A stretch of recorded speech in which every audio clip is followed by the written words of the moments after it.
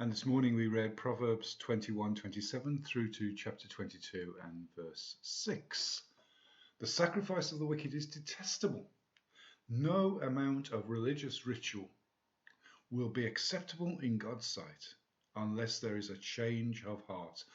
No religious ritual makes up for evil intent or behavior.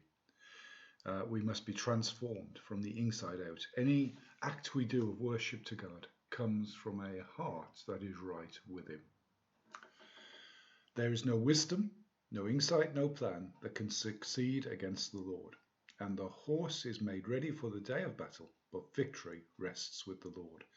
Here are two verses that just tell us God is in control, God is sovereign. Doesn't matter how much plans we make, how clever we are, we cannot succeed against the Lord's purposes. The Lord will have His way. And however much preparation we do for the battle, the victory rests with the Lord. And so you can see that through history, that armies that should have won didn't, because of some strange event that happened.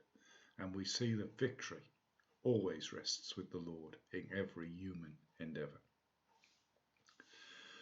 Then we go on, rich and poor have this in common, the Lord is the maker of them all. So if you're rich, don't be consumed with pride. If you're poor, don't be consumed with envy. One day you will have to stand before your maker. The Lord is the maker of them all. The prudent see danger and take refuge, but the simple keep going and pay the penalty. Well, there is a verse for our times. The prudent see danger and take refuge. Well, keep safe in these dangerous days. And then 22 and verse 6 start off children on the way that they should go, and even when they are old, they will not turn from it. Or train up a child in the way he should go, and even when they are old, they will not turn from it. Now, this verse has brought condemnation to many, many Christian parents who did their very best to bring up their children in the faith, but the children themselves wandered off when they got old. And if you treat this verse as a promise, all you can say then is that my children are not walking with the Lord because I didn't train them right. But this verse is not a promise, it's a proverb. There's a difference between a promise and a proverb. A promise, if God makes it, is always true.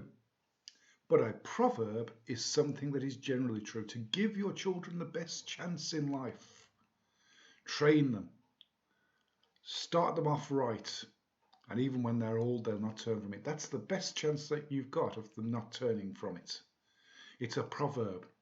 It's not always true, but it's mostly true. This is the best chance you've got. If you treat it like a proverb, then you are free from condemnation of continually looking back and seeing mistakes that you made in raising children. Proverbs are generally true. Promises, when God makes them, are always true. There's a difference. When you read the book of Proverbs, look at its name. It's called Proverbs. These is general advice, truisms, things which are generally true. Don't let this verse bring you into condemnation. Continue to pray for your wayward children.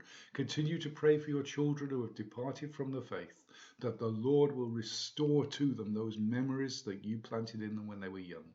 But don't take condemnation from this verse. That's not what it's there for. The Lord bless you today. Amen.